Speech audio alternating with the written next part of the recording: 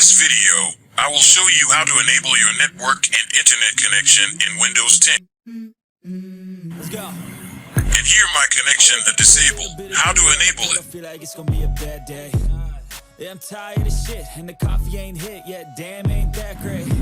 First click Start and click Setting. This is a jerk, and I'm not even that paid. I need a change in my life. Click Network and Internet. Makes me happy.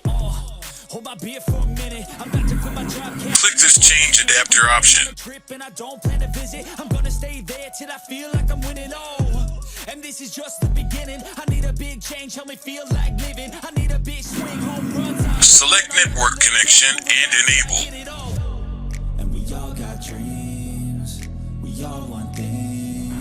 This is a tutorial on how to enable your network and internet connection in Windows 10.